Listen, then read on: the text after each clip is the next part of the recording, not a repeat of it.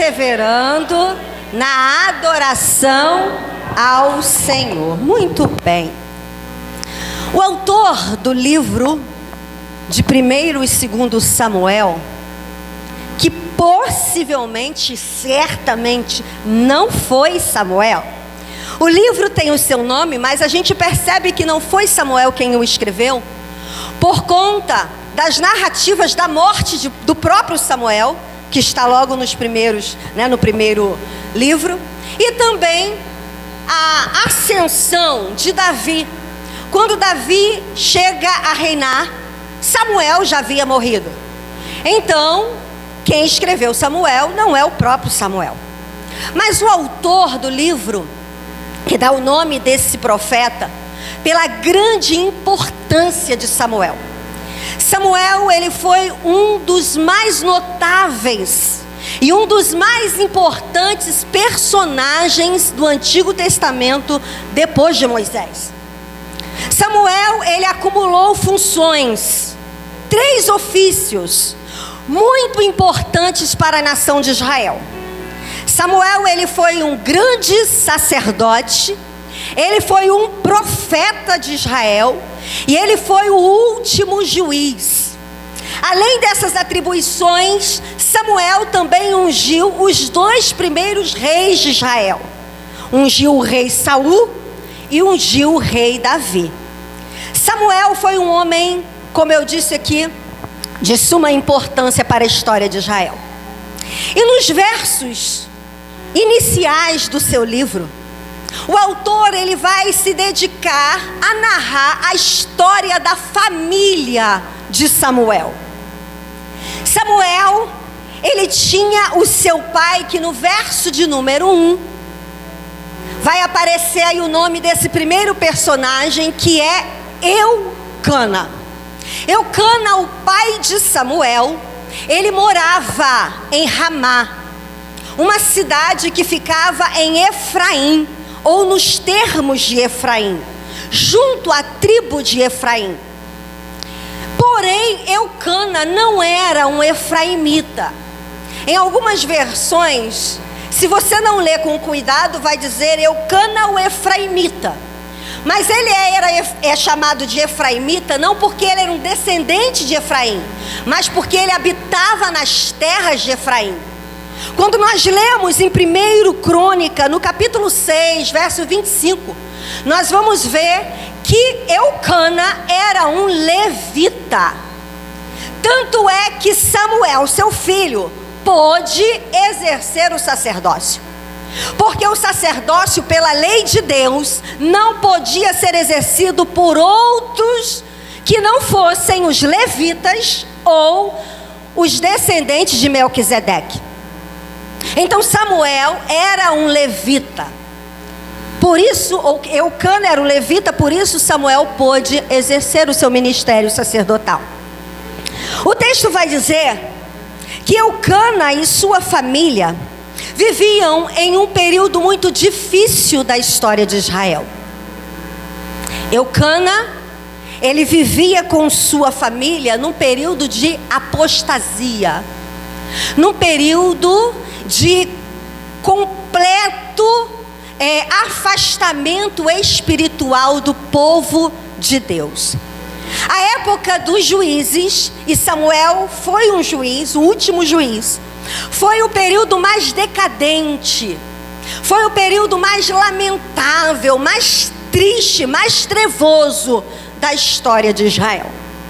Porque nós vamos encontrar no período dos juízes um povo vivendo em um ciclo vicioso de pecado. O povo frequentemente estava se rebelando contra Deus. Frequentemente o povo estava imerso à idolatria, imerso a seguir deuses pagãos ou pagãos. E a Bíblia vai dizer que por conta da desobediência desse povo, Deus permitia que os povos vizinhos afligissem Israel. E aí, quando eles estavam debaixo de um domínio, debaixo de grande aflição, eles clamavam ao Senhor. Deus levantava um juiz, o povo se arrependia dos seus pecados e Deus trazia libertação para o povo. O juiz morria, o povo se pervertia, o povo voltava a se prostituir. E isso constantemente, corriqueiramente, sequencialmente, durante todos os juízes que estiveram em Israel, o ciclo de pecado do povo era o mesmo. E na época de Eucana, o juiz que estava agora atuando era Eli.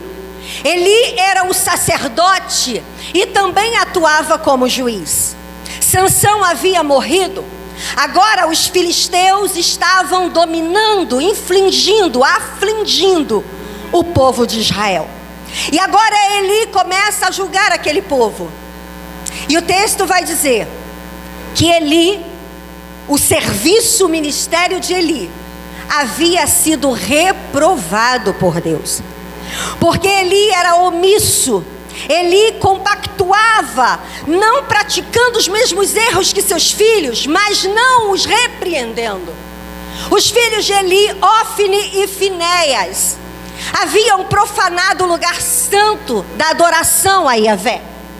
O templo aqui dito no texto não era o templo ainda edificado por Salomão, era o tabernáculo. E o texto vai dizer que os filhos de Eli, Ofni e Finéias, eles praticavam todo tipo de atrocidades e profanação no templo. Eles comiam da carne que era para ser sacrificada. Eles praticavam atos de violência sexual, de imoralidade, com as mulheres que iam servir ou ofertar no templo. E por conta dessa catástrofe espiritual que o povo estava vivendo, o povo de Israel estava vivendo novamente um afastamento de Deus. Mas a gente percebe pelas primeiras falas do autor do livro de Samuel, que Eucana ainda permanecia fiel ao Senhor. E no verso de número 2, nós vamos ver a narração de uma família bagunçada. Porque embora Eucana fosse fiel ao Senhor, Eucana também havia se corrompido pelo pecado. Eucana havia também se sujado, se maculado. Nós vamos ver que a família de Samuel era uma família bagunçada. E a causa da bagunça da família de Samuel se dava a um casamento ou a uma quebra de mandamento, a uma quebra dos padrões estabelecidos por Deus para o casamento. Deus havia estabelecido um casamento monogâmico. Lá em Gênesis, no capítulo 2, no verso 24, a Bíblia diz que Deus diz: e deixará o homem pai e mãe e unir-se-á a sua mulher. Nós vamos encontrar a fala no singular. Quando Deus faz uma companheira para Adão, Ele faz uma mulher. Então o casamento instituído por Deus foi o casamento monogâmico. O casamento de um homem com uma mulher.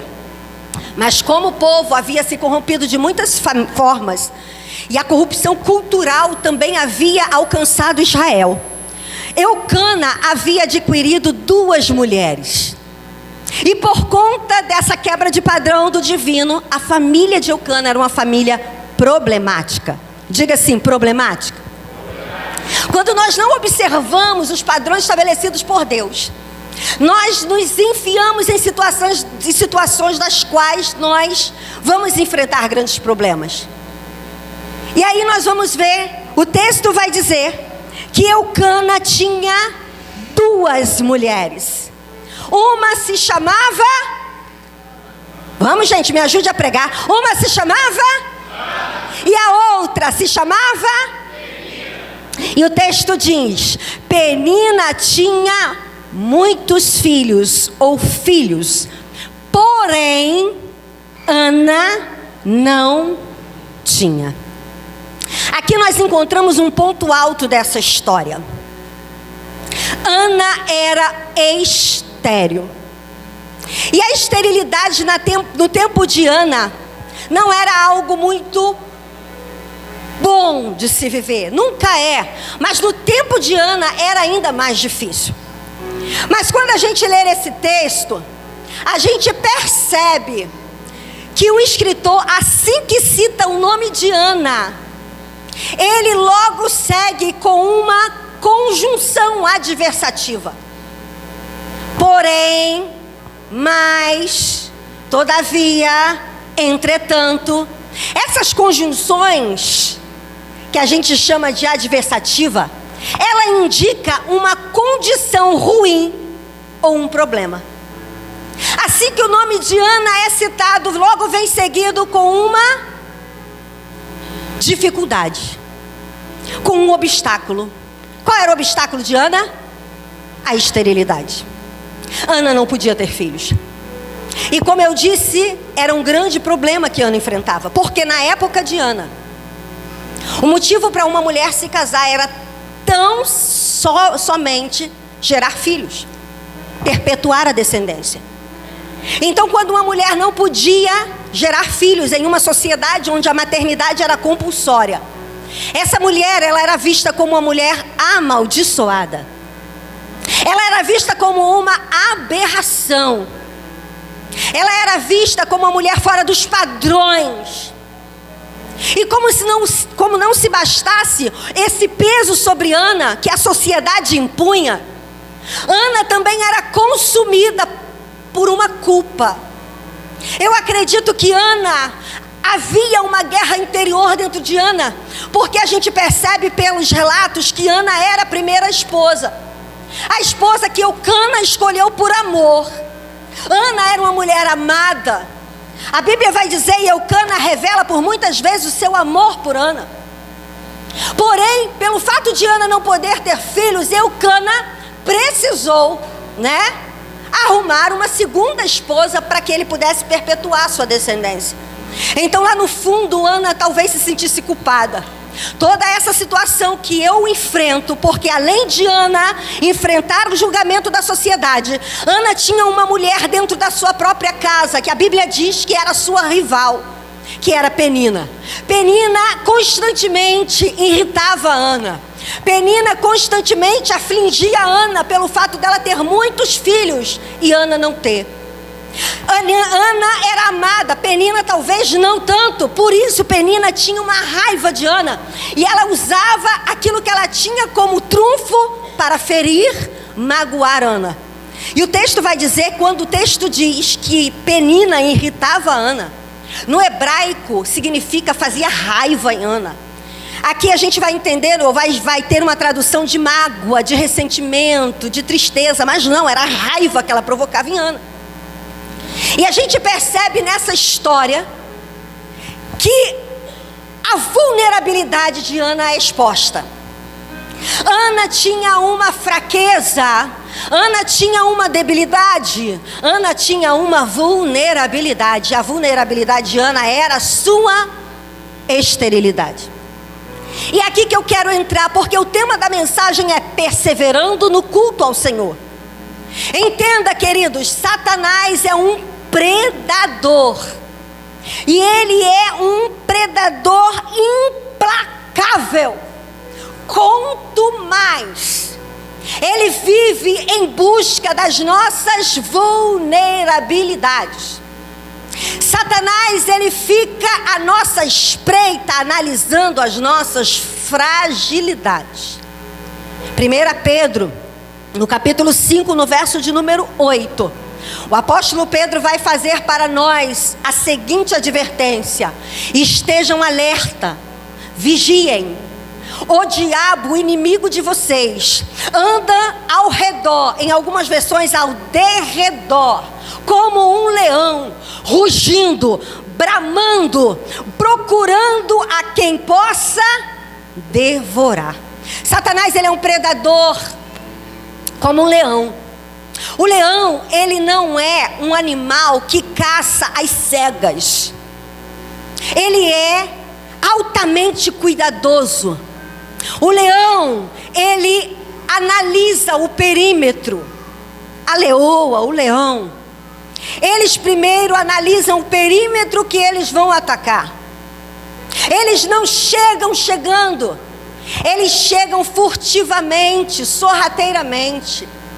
Eles analisam o rebanho. E eles, fazendo essa análise, eles percebem quais são as suas presas. Ele nunca vai atacar o mais novo ou aquele que está com a sua força total. O leão, ele sempre vai procurar o mais vulnerável do rebanho, o mais velho, por conta do seu atraso. O mais velho são aqueles que ficam como retardatários, ficam para trás. E ele avalia aquele que está mais distante do grupo, aquele que está mais disperso. Ele geralmente ataca os mais velhos. Ele ataca aqueles que estão feridos, a presa ferida, porque a presa ferida, ela não consegue ter agilidade, ela se torna lenta. Ele ataca geralmente aquela que acabou de ter cria, porque um animal que acabou de parir, ele também está enfraquecido, ele não consegue lograr êxito na fuga. E ele ataca os filhotes, porque os filhotes são inexperientes. O leão analisa a presa. Satanás, ele é como um leão, um caçador implacável, que fica avaliando, analisando as nossas áreas de vulnerabilidade, de fragilidade. E a Bíblia vai dizer que Ana tinha uma vulnerabilidade. E é por isso que a palavra de Deus vai nos encorajar a sempre estarmos blindando as nossas áreas vulneráveis. O apóstolo Paulo, em Romanos, em Efésios, no capítulo 6, a partir do verso 10, o apóstolo Paulo, ele vai mencionar uma série de indumentárias que nós precisamos ter para blindar as nossas vulnerabilidades. Ele vai usar a figura de um soldado, ou as armaduras de um soldado romano, como um arquétipo. E ele vai começar dizendo assim: olha, vocês precisam usar. Ele começa pelo cinturão, mas eu quero começar pelo capacete. Vocês precisam usar o capacete da salvação. Essa indumentária, ela protege a nossa cabeça. Mas no arquétipo, o capacete protege a nossa mente. Deixa eu dizer uma coisa para vocês. Uma das áreas mais vulneráveis do ser humano é a mente. Todos os ataques do diabo começam na mente. Ana estava sendo atacada na mente, nas emoções, nos sentimentos. E qual era o objetivo de Satanás? Desvirtuar Ana do propósito da entrega. Distrair Ana do propósito do culto. Satanás estava bombardeando a mente de Ana. É por isso que nós precisamos tapar com o capacete da salvação a nossa mente, porque Satanás estabelece os seus bloqueios, os seus ataques na nossa mente. O apóstolo Paulo vai falar sobre a couraça. A couraça, ela protege o peitoral do soldado. Como um tipo de defesa, a couraça, ela protege os nossos sentimentos. Queridos, nós precisamos blindar essas áreas. Muitos de nós não estamos perseverando no culto ao Senhor, porque chegamos num ambiente de guerra completamente desguarnecido, completamente vulneráveis. A mente exposta. Com a mente exposta você não vai cultuar. Com a mente exposta aos ataques do maligno você não vai se render. Com as mentes expostas você vai se distrair. Se você não usa a couraça, você vai ficar vulnerável aos ataques do diabo. Quantas pessoas chegam na casa de Deus? Um lugar que deveríamos chegar com alegria. O pastor mencionou aqui: alegrei-me quando me disseram vamos à casa do Senhor. Deveria ser um momento de celebração. Deveríamos vir dançando pelas ruas, deveríamos vir entoando louvores, levantando as mãos, agradecendo. Mas a maioria das vezes chegamos aqui irritados, entristecidos, magoados, chateados, decepcionados, frustrados. Por quê? Falta-nos blindagem. E Satanás ataca-nos nas áreas da nossa vulnerabilidade. Precisamos estar devidamente munidos. Precisamos estar devidamente blindados. Quando nós olhamos para esse texto, no verso de número 3, nós vamos ler o seguinte: todos os anos, 1 Samuel 1, 3, diz que todos os anos essa família saía de Siló. Siló saía de Ramá e ia até Siló para adorar o Senhor. Siló era o ponto de referência de adoração de Israel. Todos os anos, todos os membros de Israel, todas as tribos, era convidada a vir para Siló, porque em Siló estava a tenda da congregação. Em Siló estava a arca da aliança. E todos os anos, a gente não sabe precisar quanto tempo, mas isso me faz entender que não foi um dia ou outro, um ano ou outro, durante muito tempo. Todos os anos, a família de Eucana, Ana, Penina e seus filhos saíam de Ramá e faziam o trajeto para adorar o Senhor em Siló. E o texto vai dizer que eles saíam para oferecer sacrifícios ao Senhor. E quando a gente olha esse sacrifício, a gente percebe que era um sacrifício pacífico. Mas por que, pastora? O texto não diz que é pacífico. Havia alguns sacrifícios em Israel: holocausto, expiação. Mas havia um sacrifício pacífico.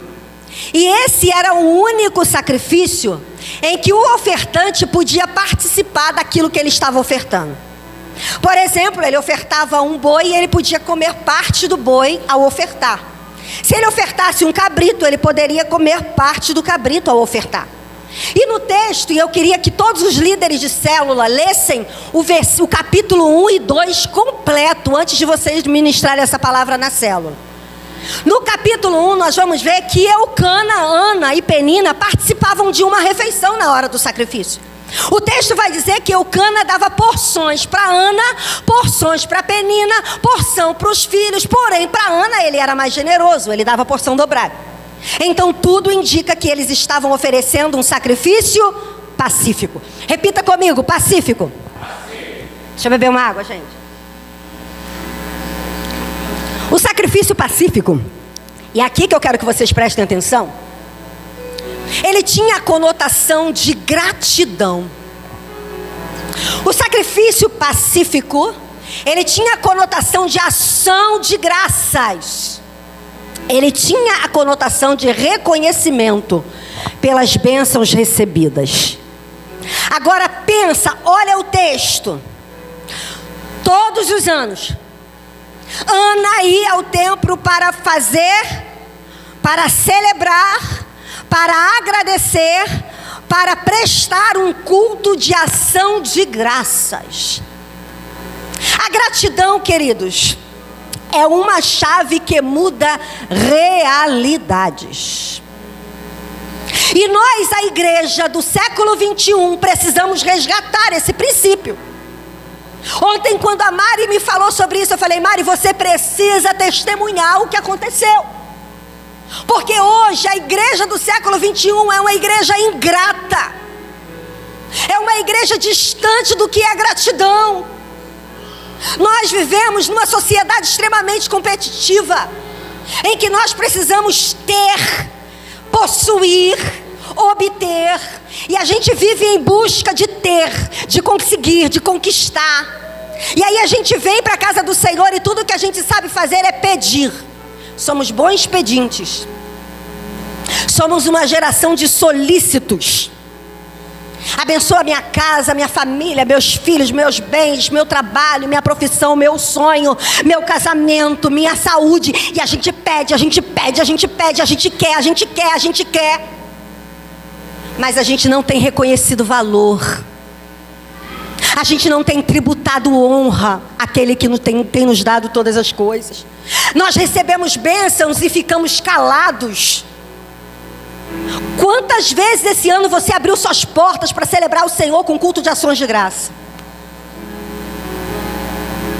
Quantas vezes você subiu a esse altar durante esse ano para dizer: eu recebi essa bênção, pastor? Vivemos numa geração distante do que é a gratidão. E a gratidão deveria ser a força motriz da nossa alma. Porque todas as vezes que Deus fala sobre gratidão, Ele tem como objetivo o nosso bem-estar. Porque a gratidão, ela exerce poder direto na nossa saúde física, na nossa saúde emocional e na nossa saúde espiritual. A gratidão, ela tem um poder de cura. Tanto é que os consultórios terapêuticos usam como ferramenta a gratidão. Porque uma pessoa que é grata é uma pessoa que sabe usufruir, reconhecer o valor da vida. Ana, por muito tempo, ia a Siló, oferecia sacrifício, mas, embora ela estivesse no lugar certo, fazendo a coisa certa, a motivação estava errada. O que é motivação? Motivação é aquilo que define o seu comportamento. Se você tiver com a motivação correta, o seu comportamento vai ser correto. Se você está com a motivação errada, o seu comportamento vai ser errado. Não adianta você estar no lugar certo, fazendo a coisa certa, se a tua motivação não estiver correta. A gratidão, ela deve gerar ou gerenciar o nosso culto ao Senhor. E o que é gratidão? Gratidão é reconhecer valor nas coisas da vida. Quando você foca muito naquilo que você não tem, você não consegue enxergar aquilo que você já tem. Ana queria muito ter um filho, e ela não conseguia enxergar o valor de ter um marido. Ana queria muito ter um filho, e ela não conseguia enxergar o amor de Eucana. E chega um certo momento que Eucana, ele confronta Ana. Poxa, Ana, eu não sou melhor para você que mais do que 10 filhos. Não é que ele estava colocando num lugar superior, ele só estava chamando a atenção para Ana, para reconhecer o valor da vida. Jesus, lá em Mateus, no capítulo 6, ele vai dizer para nós que o corpo é mais valioso do que a roupa, do que as vestes. Mas você já parou para pensar que a gente vive muito mais interessado em comprar roupas do que agradecer pelo corpo que temos? Você já parou hoje para agradecer que os seus pés e mãos não te deixaram na mão hoje? Você parou para agradecer que os teus olhos te conduziram em segurança até esse lugar, fazendo você enxergar? Você já agradeceu pelo seu coração, que bate quando você era do tamanho de um grãozinho de mostarda, e desde então ele nunca falhou com você? Nós estamos muito interessados naquilo que cobre o corpo, mas a gente não atenta para as coisas da vida. Jesus vai dizer que a comida não é melhor do que a vida, mas a gente agradece muito mais por aquilo que a gente consegue comprar do que pela vida que temos recebido gratuitamente dele. Nós precisamos reconhecer valor. Jesus vai dizer assim, olha, olhai para o lírio dos campos, olhai para as aves do céu. Sabe o que Jesus está falando? Pare de correr, pare de andar atrás das coisas, para de querer ter, e valorize aquilo que você já tem recebido. Ninguém consegue admirar correndo. Jesus está falando, pare, pise no freio, admire as coisas belas da vida. Quantos de nós reclamamos pelo tanto de louça que tem na pia? Olha para aquela louça toda e diz, glória a Deus, eu fui suprida. Eu tenho copo, eu tenho talher, eu tenho prato. Consegue mudar? Mudança de olhar. Agradecer ao Senhor nas coisas mínimas da vida, nas coisas triviais. E nós precisamos voltar a esse princípio, o princípio da gratidão. Por quê? Porque o homem natural, ele é tendencioso a valorizar mais as coisas negativas do que as coisas positivas. Existe um termo na ciência chamado viés da negatividade. Nós somos muito mais inclinados a valorizar aquilo que é ruim do que aquilo que é bom. Se você achasse agora R$1.000, você ficaria feliz? Sim ou não?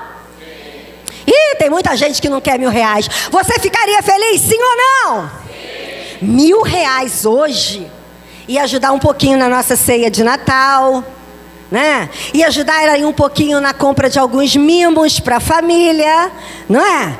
R$1.000 ia trazer grande alegria. Agora, se você perdesse R$1.000, você ficaria 2 vezes mais triste. Ou até 3. Porque a gente valoriza mais as coisas negativas do que as coisas positivas. Tanto é que as redes sociais, por exemplo, o algoritmo do YouTube, se beneficia daquilo que é ruim. Se você colocar lá uma mensagem edificante, as pessoas nem olham. Coloca lá um babado forte de uma fofoca, coloque lá uma tragédia, coloque lá um buchicho, uma coisa maldizente, aquilo cria uma proporção gigantesca. Tá lá, pastor abençoa, ninguém olha, passa direto. Se colocar pastor é pego em flagrante com amante no motel, todo mundo quer clicar para ver. Viés da negatividade. Nós somos tendenciosos a valorizar mais o que é negativo do que é positivo. É por isso que a gratidão ela tem que ser trazida de volta. Viver no âmbito da gratidão não é algo fácil. Por quê? Porque Satanás, ele vai se utilizar de meios e pessoas para fazer você ser ingrato, para fazer você não prestar atenção na dimensão, na atmosfera que te rodeia. Satanás, ele vai se utilizar de pessoas e te distrair no lugar em que você deveria entregar a sua gratidão. O texto vai dizer que o pior momento para Ana não era em casa com Penina. O pior momento para Ana era quando ela ia para Siló agradecer ao Senhor. No lugar de entrega, no lugar de culto, no lugar de rendição, era o lugar onde Ana era roubada. Satanás vai tentar roubar você do lugar de entrega. É por isso que a mensagem é: persevere no culto ao Senhor. É aqui nesse ambiente, é vindo para esse ambiente, é no lugar onde você se rende, é lá que Satanás vai atuar para que você não conclua o objetivo. Por muitos anos, Ana ia ao lugar certo, fazer a coisa certa, porém ela era roubada na sua motivação. Satanás roubava a alegria, Satanás roubava o contentamento, Satanás roubava a satisfação de Ana. E eu quero dizer uma coisa para você, queridos: peninas sempre vão existir. Satanás sempre vai levantar peninas para te roubar do foco, para te tirar do lugar de entrega, para te tirar do lugar onde você deveria estar alegre em gratidão ao Senhor. E tudo que ele vai fazer é colocar sentimentos de derrota. Satanás, ele tem um método, um modus operandi muito peculiar. Ele é um ladrão, mas ele nunca deixa o espaço que ele rouba vazio, porque assim você não percebe que foi saqueado. Ele rouba a alegria e coloca a tristeza. Ele rouba a paz e coloca o desespero. Ele rouba de você a satisfação e coloca a inquietude. Ele sempre vai roubar aquilo que Deus colocou para você trazer como oferta e colocar seus lixos tóxicos dentro de você. E muitas das vezes nós viemos com esses lixos no lugar que deveríamos entregar a nossa libação. Nós viemos distraídas com as peninas. Peninas vão existir todo o tempo. Peninas pode ser a sua situação financeira, peninas pode ser o seu diagnóstico, peninas pode ser o seu marido, peninas pode ser a sua esposa, peninas pode ser alguém no trânsito que te rouba a paz, penina pode ser um irmão na igreja, penina pode ser um acontecimento no seu trajeto. As peninas sempre vão se levantar.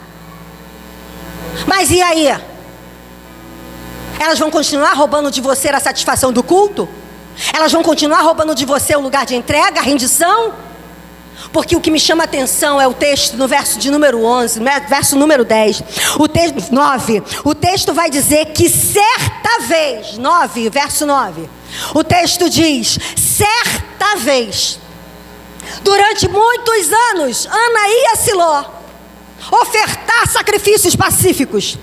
Mas nada mudava na vida de Ana, porque Ana deixava que Penina roubasse seu interior.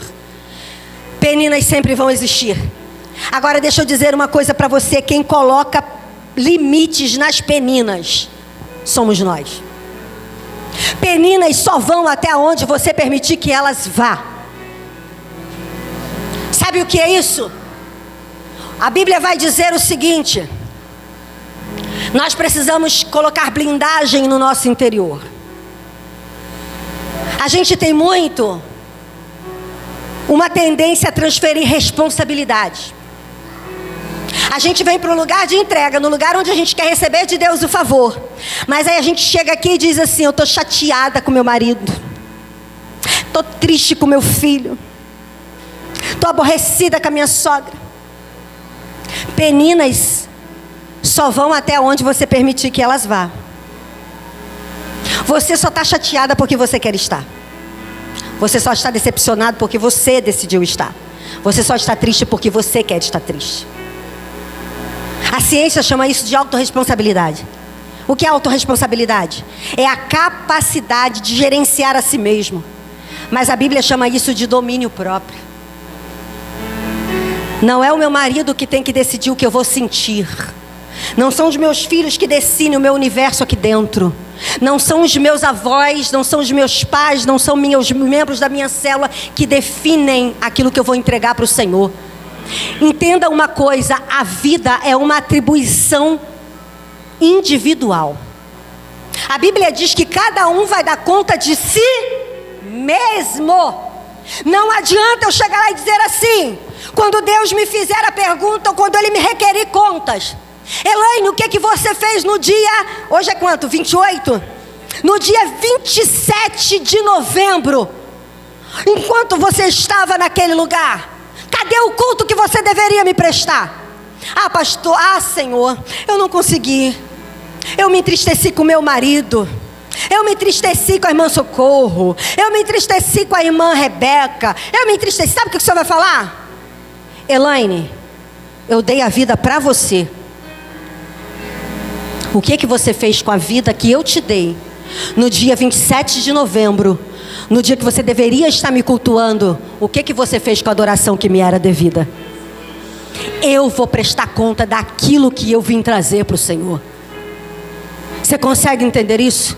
Salomão vai dizer em Provérbios 4:23: sobre tudo que se deve guardar, guarde o teu. É o teu, não é o meu. Eu não posso blindar o seu. Eu não posso blindar o coração do meu filho. Eu não posso blindar o coração do meu marido. Eu tenho que blindar o meu coração. E eu preciso entender que o que eu venho fazer aqui é muito importante e ninguém pode roubar isso. Certa vez Ana desperta. Certa vez sugestiona mudança de tempo. Durante anos a fio, Ana roubada no seu propósito. E nada mudou na vida de Ana. Deixa eu dizer uma coisa para você. O que Ana não conseguia entender é que Deus tinha um propósito. Deus estava provando. Ana estava em uma provação. Nós não podemos estar alheios àquilo que Deus está fazendo. Diga assim: eu não posso estar alheio ao que Deus está fazendo. E eu quero dizer que existe uma diferença entre problemas e provação. Problemas são coisas que você cria para você mesmo. São coisas que você busca com a sua própria mão. E às vezes você está dentro de um problema, chega aqui se vitimando.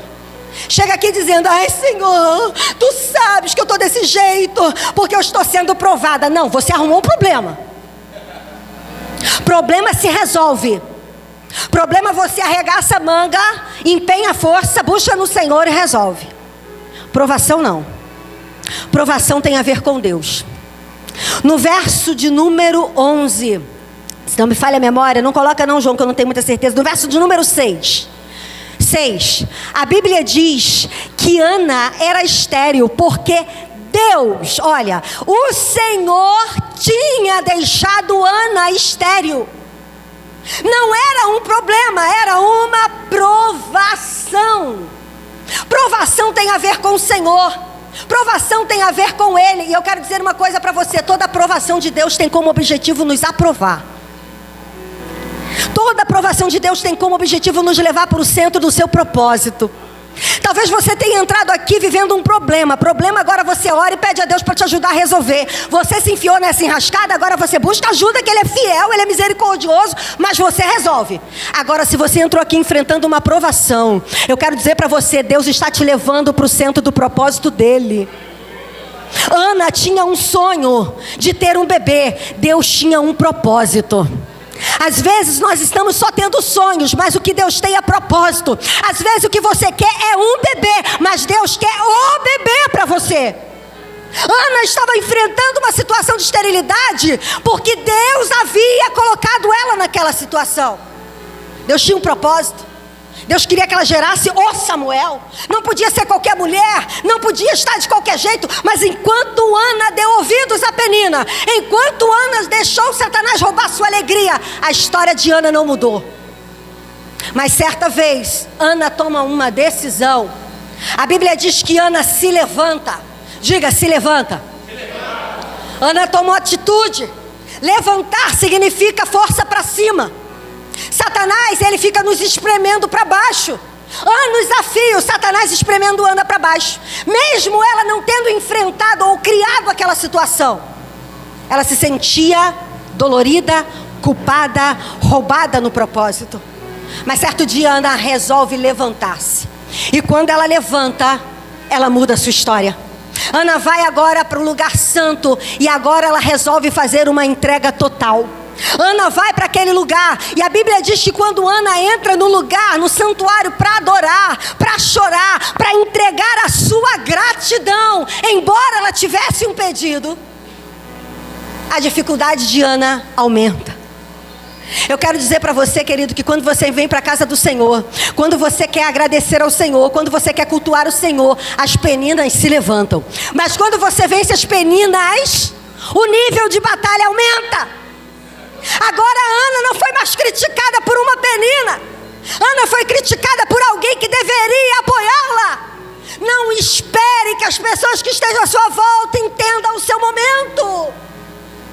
Ana chorando, entristecida, amargurada e entregando-se ao Senhor, ela é observada pelo sacerdote Eli. E o texto vai dizer que Eli, ele julga que Ana estivesse bêbada. E ele chama a atenção de Ana. Ele repreende: você não tem vergonha na tua cara, não? Uma hora dessa você bêbada. Só que quando você resolve se levantar, quando você fecha as portas para as peninas, quando você blinda sua mente, seu coração, queridos, você não se distrai do seu objetivo. Ana poderia ter sido grosseira, arrogante, ferina, mas Ana, ela resolveu responder com amabilidade, com doçura, porque o altar era importante para ela, a entrega era a sua prioridade. Não se distraia no seu lugar de culto. Não fique se defendendo no seu lugar de entrega. Ana disse: Senhor meu, eu não estou embriagada. Eu sou uma mulher angustiada. Eu sou uma mulher amargurada. Aí o texto diz que Eli, talvez constrangido pelo julgamento precipitado e equivocado, ele abençoa Ana. E ele diz a seguinte palavra para Ana: vá em paz. Vá em paz. Eu não sei qual a atmosfera que está rodeando a sua vida, ainda que seja uma atmosfera de guerra, ainda que seja uma atmosfera de hostilidade, a promessa de Deus liberada para nós nessa noite é: vá em paz. Aleluia! Ana não estava grávida, Ana não tinha recebido a cura, mas essa palavra foi um divisor de águas na vida de Ana. E ele diz que o Senhor te conceda aquilo que você pediu. Para finalizar, os versos finais que lemos, Deus responde à oração de Ana. Ana concebe e dá à luz a Samuel. Mas Ana fez um voto ao Senhor. Ela disse: se o Senhor me der um homem, um filho varão, eu vou dedicá-lo, eu vou entregá-lo como oferta ao Senhor. Aqui está o culto que eu quero falar. O culto total, o culto de renúncia, o culto de entrega, o culto de liberação. Nós estamos acostumados a oferecer coisas para Deus daquilo que nos sobeja. É o tempo que nos resta, é o dinheiro que nos sobra como um troco, é a qualidade de tempo que nos sobra, porque estamos tão assoberbados correndo em busca do subproduto, que aí quando vamos pregar, a gente pega na Bíblia. Quando estamos numa guerra, a gente lembra de orar. Vivemos só de entregas de restos. Essa mulher me faz entender o que é cultuar ao Senhor. Eu preciso cultuar o Senhor de forma total. O meu culto tem que ser completo. O apóstolo Paulo vai dizer de um culto completo, um culto que envolve corpo, um culto que envolve alma, um culto que envolve espírito, um culto que envolve intelecto, um culto que envolve emoção. Eu preciso me entregar por completo. Ana espera o tempo de Samuel desmamar. Olha, ela orou anos por um filho. Samuel foi a alegria de Ana, o seu presente. O nome Samuel, ouvido por Deus, pedido de Deus. Agora Ana cumpre o seu voto. Ana volta àquele lugar em Siló. Leva seu filho, Samuel era uma criança, seu único filho. Samuel até agora, naquele momento, ele era o unigênito de Ana. Ana não tinha a proposta de ter mais filhos, mas ela pega aquela oferta que era tudo, diga tudo, e ela leva e dedica ao Senhor. Como está o seu tudo? Como você entrou aqui hoje? Você trouxe o teu tudo?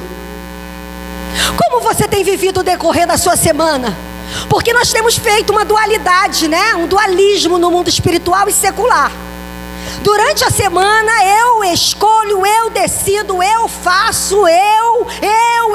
Aí no domingo é Deus, tudo é Deus. Deus faz, Deus pode ter liberdade. É assim que estamos vivendo? Porque Ana vai lá no templo, no tabernáculo, e entrega Samuel. A gente acha esse versículo muito bonito, né? Muito romântico, quando ela diz assim: por esse menino orava eu, agora eu venho dedicá-lo ao Senhor, e do Senhor ele vai ser para sempre. Mas renunciar nunca é fácil. Se render nunca é fácil. Eu penso como Ana chegou em casa. No cântico de Ana, ela diz que o Senhor a alegrou. A força de Ana, a alegria de Ana não estava na entrega. A alegria de Ana estava no Senhor. Porque eu penso que uma mãe que só tinha um filho, que desejou aquele filho, chega em casa. Cadê o barulho das risadinhas de Samuel? Cadê o barulho do chorinho de Samuel? Cadê a vozinha de Samuel durante a noite? Mãe, mãe. Cadê os brinquedinhos do Samuel espalhado? Cadê a batidinha dos pés do Samuel pela casa correndo? Eu imagino que não tenha sido fácil para Ana viver aquela entrega. Mas eu quero dizer uma coisa para você: que ninguém supera Deus no dar. Quando nos entregamos para Ele completamente, Ele nos recompensa de formas extraordinárias. Ana gerou mais 5 filhos. Deus abriu a madre de Ana. Samuel serviu no templo durante toda a sua vida. Ana foi recompensada com o grande homem de Deus que ele se tornou. Porque ninguém supera Deus no dar. Para de reter aquilo que não é teu. A pergunta de Deus para mim e para você é hoje: você tem entregado o seu Samuel? Você tem entregado o seu Samuel? Feche os seus olhos, curva a sua cabeça. Faça essa pergunta: você tem entregado o seu Samuel? Quem sabe o seu Samuel seja a sua vida. Quem sabe seja os seus dias sobre a terra que você está se recusando a entregar para o Senhor. Eu quero dizer uma coisa para você: Satanás, ele vai lutar para você não entregar a sua vida para o Senhor. Ele vai dizer que você tem muito que curtir. Ele vai dizer que você não tem mais jeito. Ele vai dizer que você é pecador e pecadora demais. Mas eu quero dizer uma coisa para você: ele está mentindo. Deus espera o seu Samuel nessa noite. Senhor, eu entrego todos os meus dias, todos os meus anos, todo o meu respirar. Senhor, eu quero entregar a minha vida, os seus propósitos, é tudo que eu tenho, Pai. E quem sabe você já até entregou sua vida, mas você entregou ela parcialmente. Você não está deixando o Espírito Santo fazer as transformações que precisa acontecer na sua vida. Apague as luzes, por favor. Você sentado do jeito que você está. Talvez você não esteja vivendo a vida de plenitude, a vida de fertilidade, a vida de bênçãos e milagres, porque você só se entregou pelo meio. Você só te entregou pela metade. O Senhor hoje te chama a entregar o teu Samuel por completo. Talvez o seu Samuel seja os seus sonhos.